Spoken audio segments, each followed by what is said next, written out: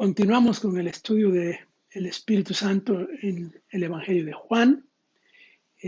Vimos ya una parte, asuntos introductorios y un elemento importante que tiene que ver con la personalidad del Espíritu. El Espíritu Santo es una persona y unos textos con un detalle gramatical importante que nos ayuda a entender eso. Hoy entramos a otros temas. Vamos a hablar un poco del Espíritu Santo y la regeneración aquí en el Evangelio de Juan. No vamos a entrar en el tema de la regeneración grande, ese es un tema aparte que lo vamos a discutir en la parte de la teología sistemática como uno de los temas, pero lo que aparece en Juan nos ayuda a entender un poco y vamos a ver solamente eso. Hay varios textos donde aparece, en algunos casos es de una forma metafórica, en otros es una cosa más concreta, más directa. El Espíritu Santo se presenta como el medio de la regeneración. Eh, la regeneración relacionada con el nuevo nacimiento, que es el tema que aparece ahí, por ejemplo, en Juan 3. Pero ya en Juan 1, versículo 13, ya aparece de los hijos nacidos, no de carne, sino de Dios. Ahí no dice espíritu, dice Dios. Pero luego vamos a Juan 3 y ahí se especifica de dónde viene el nacimiento, la vida nueva, de lo que habla la regeneración. Y en Juan 3, en el encuentro de Jesús con Nicodemo, que es muy famoso, muy conocido, todos sabemos esa historia.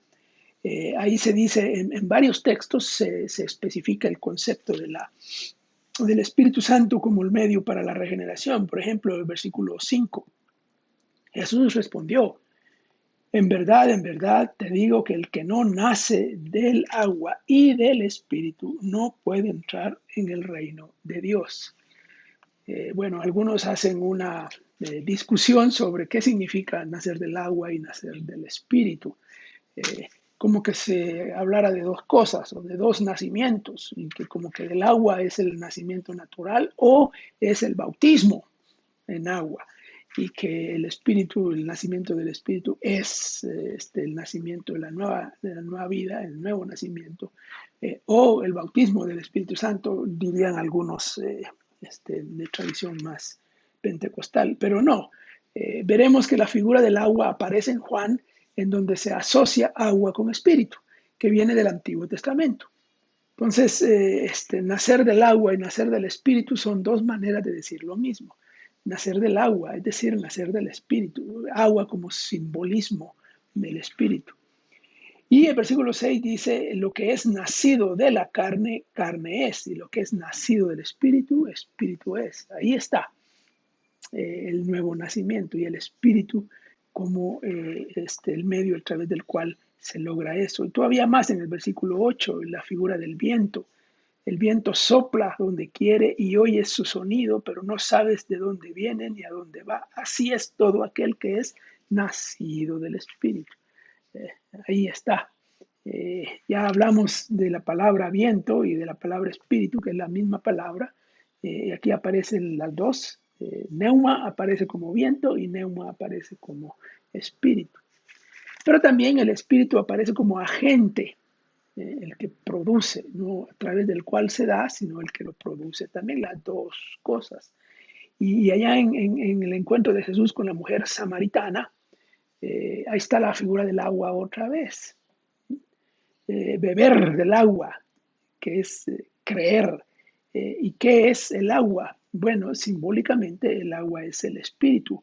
Dice el versículo 14, el que beba del agua que yo le daré, no tendrá sed jamás, sino el que, el, perdón, sino el agua que yo le daré se convertirá en él en una fuente de agua que brota para vida eterna. Ahí está otra vez. Y luego en Juan 7, el otro texto, vamos a ver esos textos con un poco de más detalle. Con los ríos de agua viva, está el agua otra vez. Y ahí es clarito, esto dijo del Espíritu, cuando estaba hablando del agua y creer en el Espíritu. Eh, bueno,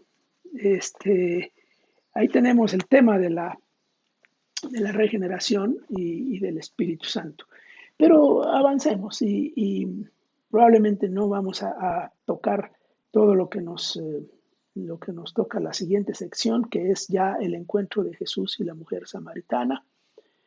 Eh, Juan 4, un texto pero eh, muy rico, muy lleno, es un pasaje muy popular también, a mucha gente le atrae, le ha gustado, eh, pero yo quiero hacer un acercamiento un poco diferente aquí a este texto. Voy a hablar de Jesús rompiendo reglas para acercarse a la mujer samaritana. La historia nos cuenta ahí.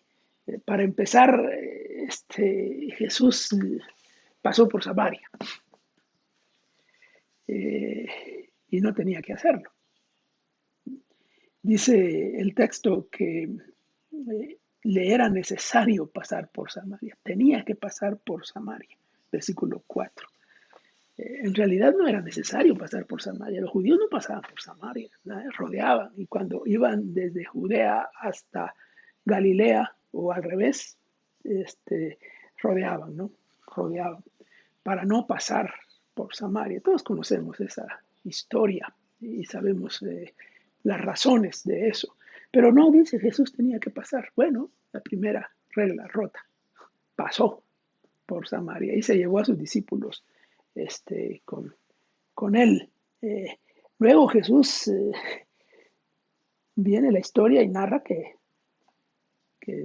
los discípulos, mientras los discípulos se van a buscar comida al pueblo de Sicar, un pueblo ahí cerquita, se queda en el pozo de Jacob.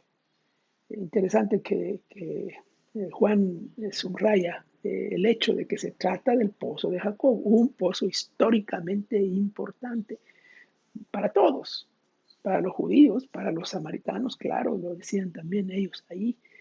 Eh, y ahí está, se acerca una mujer y dice la hora, ¿no? La hora era el mediodía, la hora sexta, el mediodía. Al mediodía no se va a buscar agua. Es una hora muy pesada para buscar agua. Se busca agua tempranito en la mañana o tarde en la tarde, ya cuando la caída del sol. Pero esta mujer va y muchos interpretan que la razón de que ella vaya y sola y a la hora que va es porque ella no era una persona, eh, bueno, bien vista en el pueblo. Eh, Estaba como escapando, como huyendo. Y Jesús habla con ella. Primero habla con una mujer. Un judío respetable no hablaba con una mujer a solas, en público. Bueno, es una mujer, pero además es samaritana, peor todavía. Y además, como la historia lo dice, una mujer que tenía tal vez una reputación dudosa, por lo menos. Miren cuántas reglas rotas eh, van, van ahí.